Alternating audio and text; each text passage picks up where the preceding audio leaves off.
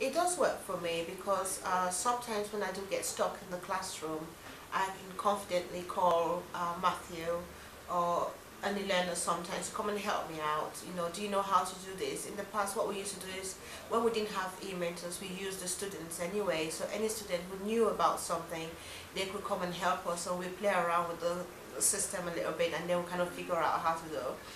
It could be a basic thing. So then when I wasn't very good at computers, it could be like how to enlarge in something, or if something is on the smart board and how to make it bigger or smaller so that everyone could see in the classroom. So it's very useful.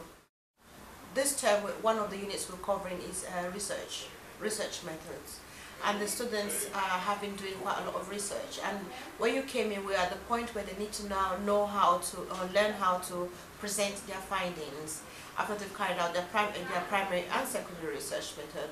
Now they collect their data. Now what do you do next? So the objectives for the day was how to present those findings, and that's where we're working on from.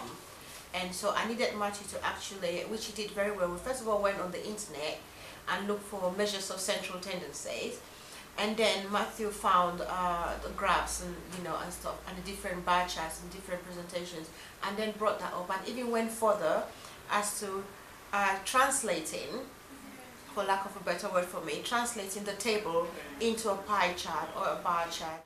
Because at one time I was doing some research, I found the website when I was working on my own and said, okay, it's going to be there. I went into the library, I gave the web address to the learners, and then we couldn't find it. So Matthew went into this area, what was it called?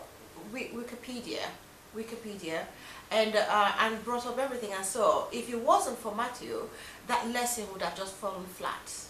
So because he came in, because he knew where to go and look for it, so everybody now went into the area and were able to complete the lesson. So without Matthew, it would have been a disaster.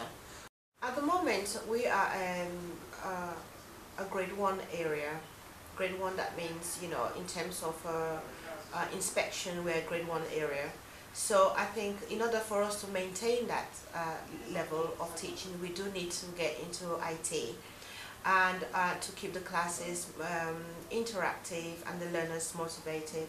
And I think we're going to go very far or maintain that standard if everyone is involved in using IT in the classroom. And I believe that my colleagues are using IT because we talk about it in our meetings, in our team meetings, and so it is something that everyone uses. And we have, the opportunities to have one-to-one support if we need more training on certain aspects. For instance, last Friday I had to do training on how to use a smart board, but it wasn't the first time. I had so much training on it, and it was just last week that I decided that I need to now apply this in the classroom confidently. And then I did it on Friday. I had the one-to-one and then prepared my lesson around that, which you saw me do today in class. In the past, I've become confident in using PowerPoint, so I don't have a problem with that. And using IT, at the moment now, I'm trying to use IT a lot more in the classrooms.